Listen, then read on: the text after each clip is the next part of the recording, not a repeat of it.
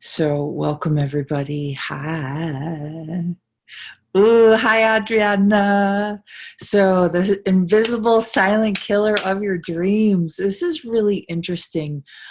Yesterday, actually, the last couple of days, I've been doing lives, and one of the things that I've been looking at in myself, a lot of you might know I'm the creator and founder of the No Judgment Diet. It uses a lot of tools from Access Consciousness, but it also uses a lot of my just sort of passion and study, and also my own story where I was, really aware of energy, really aware of like, everything, but I didn't know it. And so I used my body as a reason to not know. And that might not make any sense to anyone watching if you're just joining.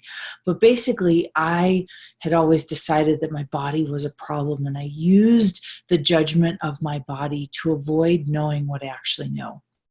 And so I didn't really want to go here. I'm not going to go here, but what I want to talk about, right? So a lot of you know me as founding the No Judgment Diet, and a lot of people say, Katherine, isn't it a diet? And I say, no.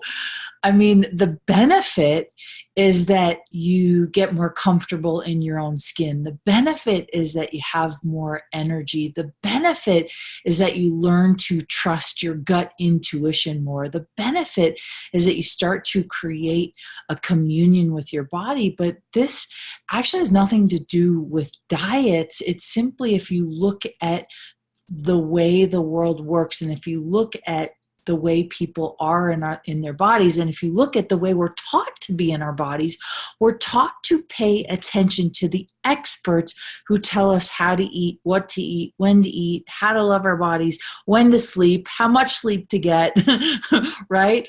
And the truth is, every single one of you has a capacity and a superpower with your body that nobody tells you.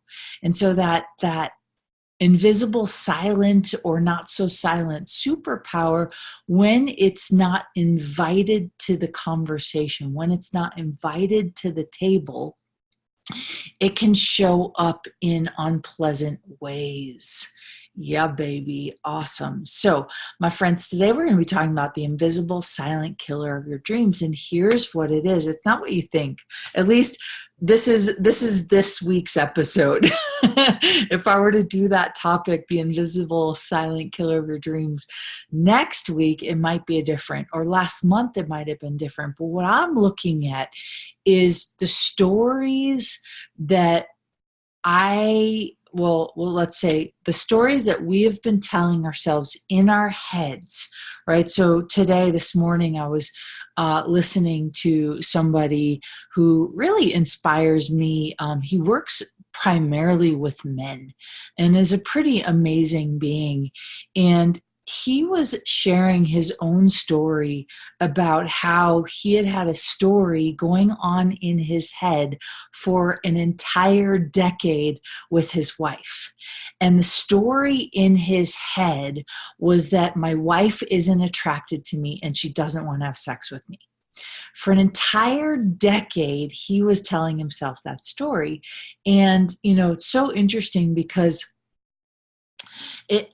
I've been looking at this week, right? What are the stories that I've been telling myself in my head about my life, about my journey, about my transformation, about coming out, right? And I don't mean like coming out as in I'm gay. I mean like coming out of my shell and actually sharing my story without being ashamed of my story, without being ashamed of my choices, without being ashamed of the way I live my life. And so, it's really interesting. I think that so often we tend to hide what we really truly desire. We tend to hide it from ourselves. We tend to hide it from others. And so the invisible silent killer of your dreams is everywhere where you are silently shaming yourself about your story, about your choices, about your body, about your sex life, about your parenting style, right?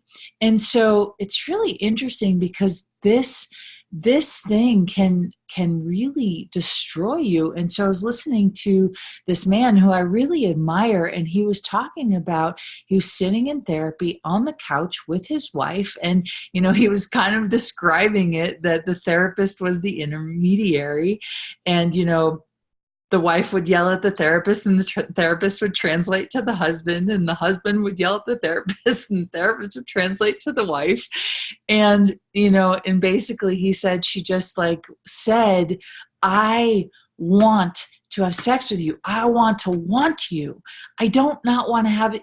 And then she says, but your story is now become my story, and somewhere I'm believing that I don't want to have sex with you. So why do I say that, right? I say that, hello, sweetness, and hello, everybody, as you join. So what she was saying is that story, I don't know what is going on. Let's see if it's actually, is it working? I'm trying to do two things at once. Maybe. We'll see. But that story, then we start to believe that story. And so why do I say that? So how many of you have a story that you're too sensitive, that your family doesn't understand you, that nobody else understands you, that you don't have enough money, that nobody else knows your pains and your struggles, right? So every story you tell yourself, if you tell yourself that story for longer than just a moment or two in time, you start to believe that story is real. And, it's funny, I've got a challenge coming up. It starts tomorrow. And one of the things I've been looking at is all the people that have said to me, Katherine, I didn't believe that this challenge or that the no judgment diet was so easy. I kept thinking you must have been lying. It can't be that easy. And so everything that usually is a contribution to our life, everything that expands our living, everything that desires to make our life greater. I find it fascinating because most of us doubt that it can be that easy. Most of us doubt that change can happen that instantaneously. And so what I want to do is invite you into discovering what are some of the silent shame stories you've been telling yourself, right?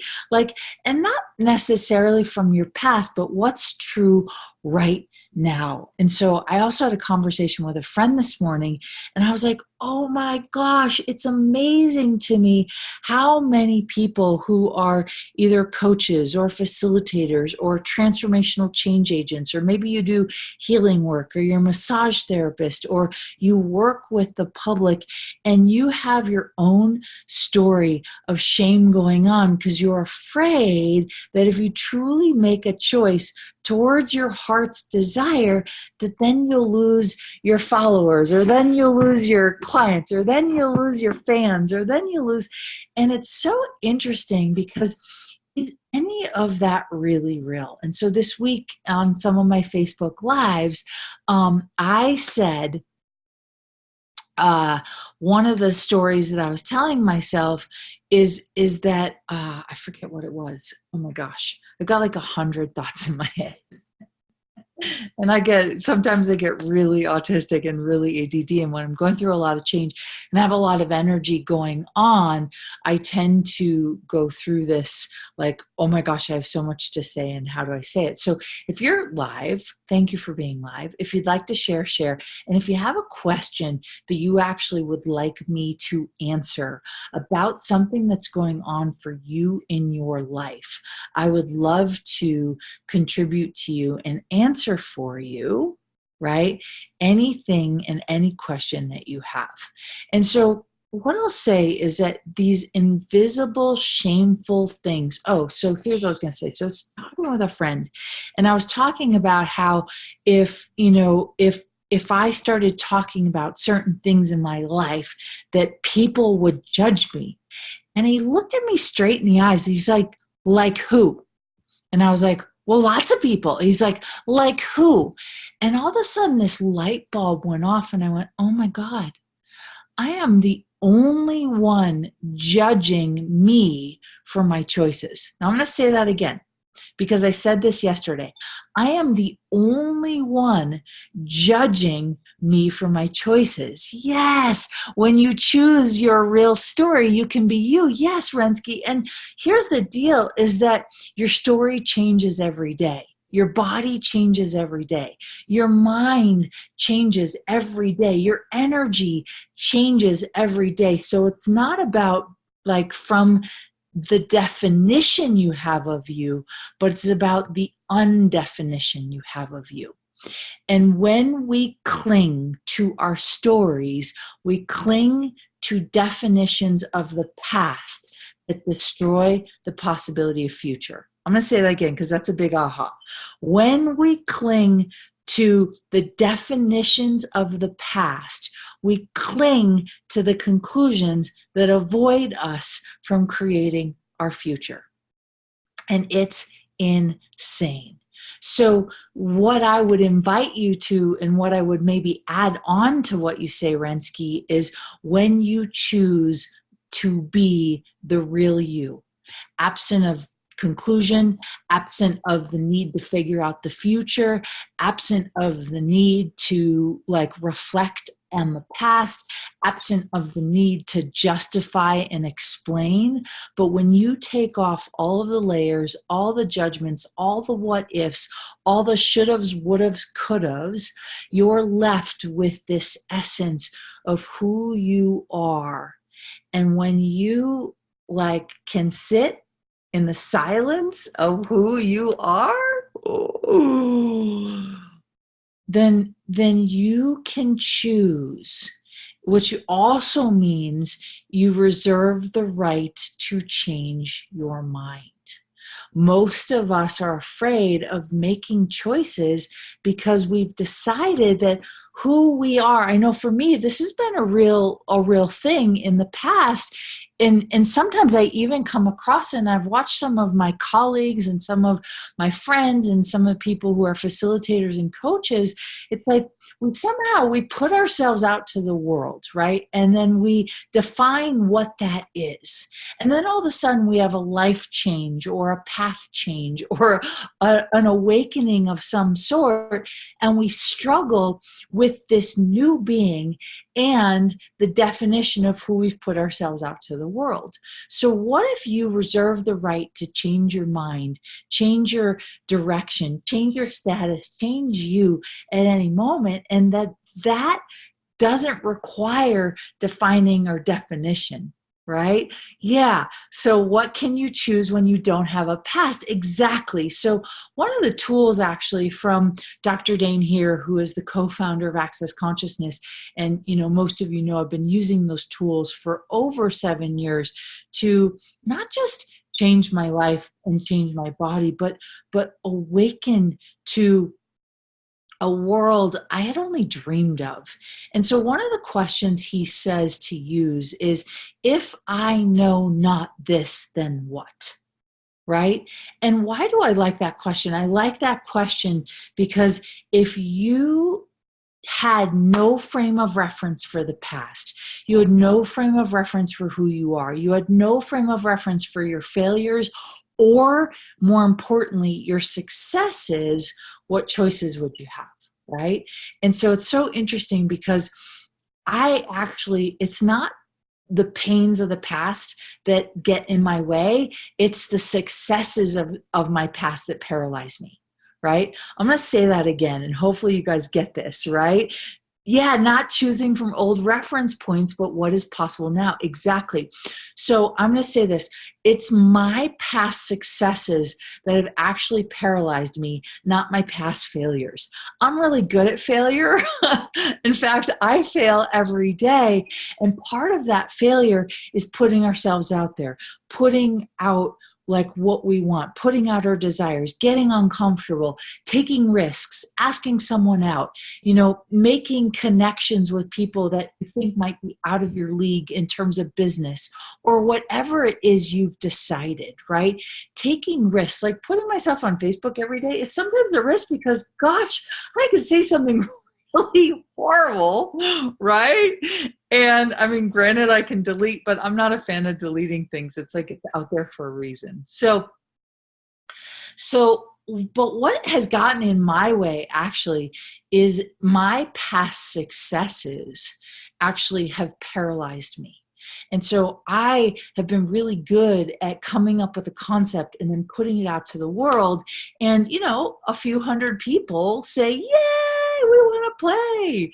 And it's so awesome. And then every time I try and recreate that magic, based on the reference points of the past, it's like a dud, right? It's like it totally falls apart. Why? Because when I first put something out in the world, I don't have a conclusion. I don't have an expectation. I'm excited. I'm like, ooh, yay, I can do this. What else is possible, right? And I just put myself out there, right? Thanks for risking us and for your son and for the planet. Aw, I love you, Ebony. Thank you. And so when you first put something out, like when you go on a first date, you don't have any preconceived notions. You go in with zero expectation and you're like, what can this create? But then you go on a second date and all of a sudden expectations build. And a third date and expectations build. And a fourth date and expectations build. But if you were to treat every encounter, and I'm using dating as an example, but we do this in business all the time. Right? We put something out to the world, or maybe we create a client, or maybe we sell a house, or whatever it is that you are doing for a living, especially if you're an entrepreneur, especially if you have a side job or a side business and you're putting yourself out there, you're constantly trying, if you have some success, what I've noticed and what I've done in the past is I will then go to conclusion of how to recreate that success. But guess what? I'm using past reference points. I'm functioning from the old me. I'm not functioning from the new me and from the new paradigm. And I want you guys to get this. And it's so important, I think, in so many instances, the invisible silent killer of your dreams is the stories you're telling yourself about you, the stories you're telling yourself about your reality, right?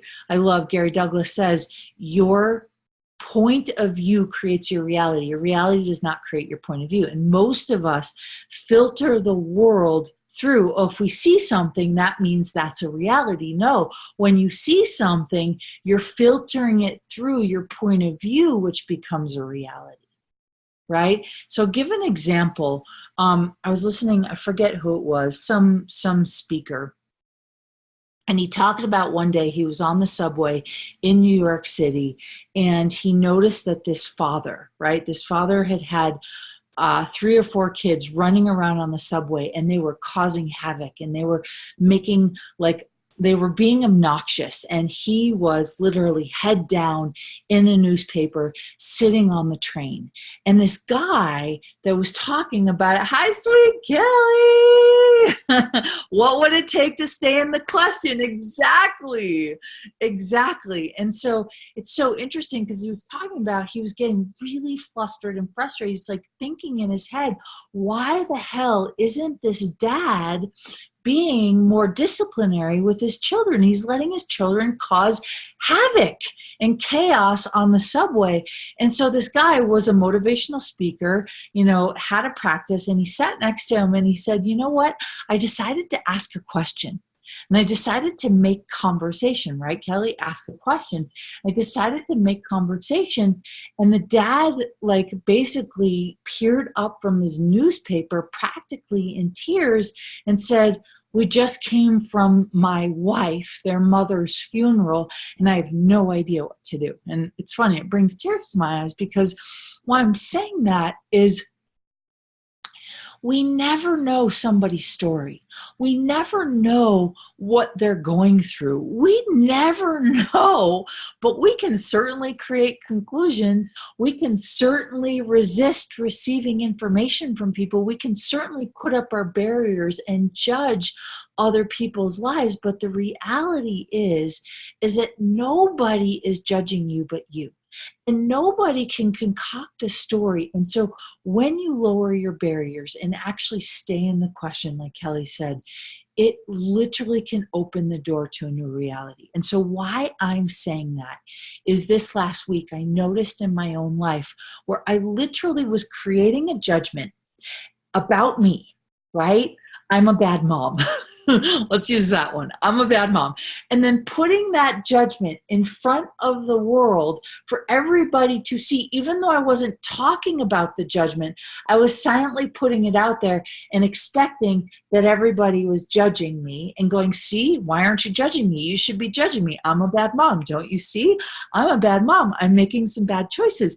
And I say that in jest, and it's funny. I was with my son last week, so I'm not seeing him as much. He's with his dad right now, and he was with me for 4 days last weekend, and he was like, Mom, I am so happy. And he was like, Mom, I'm just happy. Like, this is awesome. I'm happy. And I knew it. And I just looked at him and I gave him the biggest freaking hug in the world. And it was like, there's an energy that that you have to do inside of you that no one else can judge you for, right? It is nobody else's business what choices you're making unless you want to make it their business. Right? Nobody else. Yeah, you're a bad mom. Look at I know exactly. My beautiful, happy son. And so often, but Rensky, like I am not being the typical mom. I don't see my son every day, right? I live right now 4 hours away from him and I see him every other week. So it's like I could certainly put up a wall, put up a barrier, put up an exterior, put up a conclusion. But what does that do? All that does is separate me from the dreams I'm creating, separate my son from the dreams I'm creating, separate me from my son, separate me from the world, and separate me from receiving not only the gifts that I am to the world, but the gifts that the world can be, right? And everybody can be to each other. And so I'm saying that and putting kind of myself on the chopping block, because where in your life do you have a story? Right? Whether it's your financial situation and maybe you're hiding your shame, right? I was hiding my shame of my choices as a mom. Whether it's you're hiding your shame about you have all these dreams and aspirations about starting a business and you keep getting tripped up by your own fear or your own insecurities. Or maybe you have a story that you don't have enough money to start something. Or maybe you have a story about your relationship and you're in an abusive relationship and you don't know how to leave. Or maybe you have a story that you're keeping the status quo with your current relationship, but both of you are unhappy, right? Thank you, Rensky. Both of you are unhappy, but you're trying to keep the status quo of being happy, right? I've been there. My first marriage, I pretended to be happy and I was dying inside. Thank you. So Rensky says, it's just distance, not an energy. And that's so true, right? And so nobody knows your story. Nobody knows how, to tell you how to live. Only you know how to choose for you the best things that you can choose. Really, truly. Only you know how to choose for you the best things. And so what's the silent, invisible killer of your dreams? It's the shame, the hiding, the stories, and the projections that you're doing of you, of what you think other people might think of you. I don't know about you guys, but is that insane or what? Right? I'm going to say that again. Is that insane or what? I'm going to say it out loud. It's insane.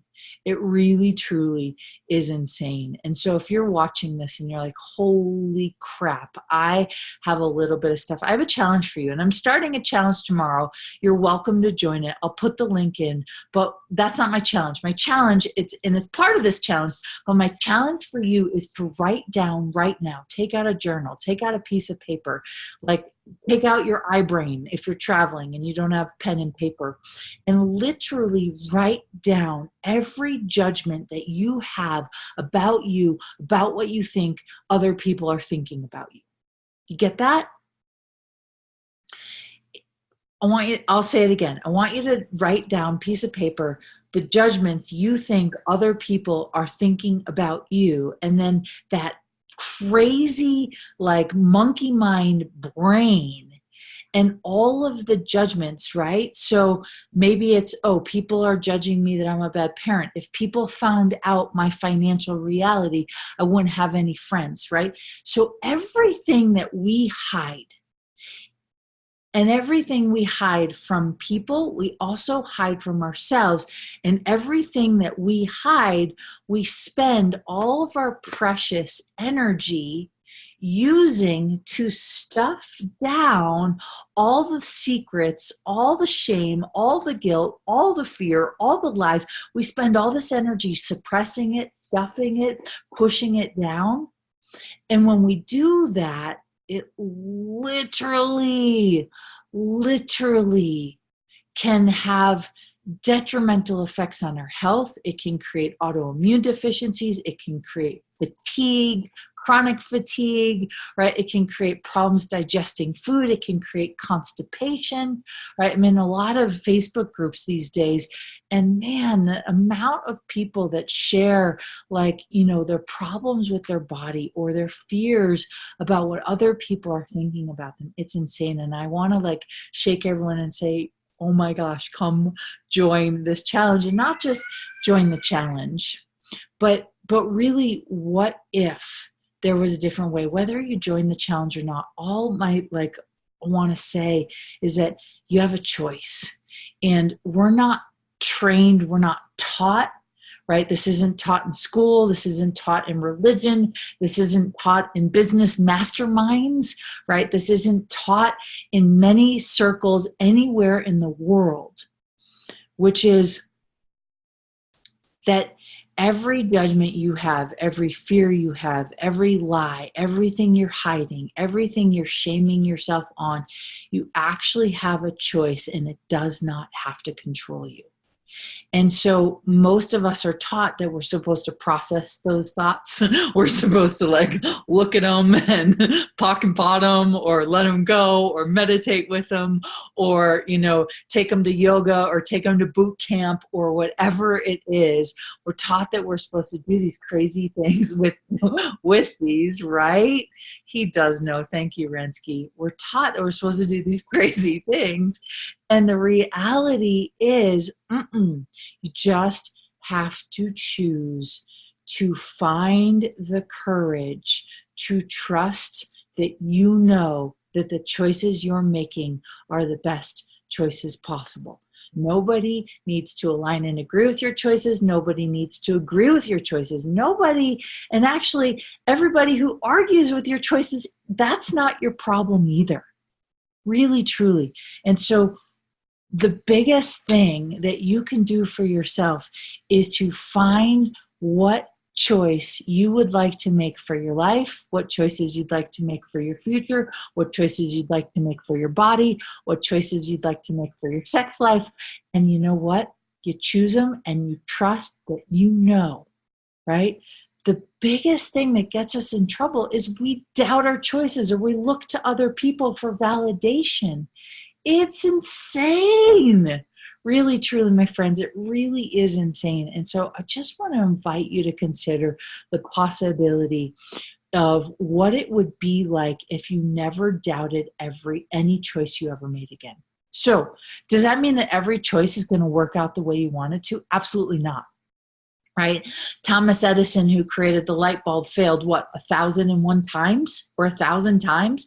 He said, yeah, I found 1,000 ways or 1,001 ways in which the light bulb didn't work. Oh, well.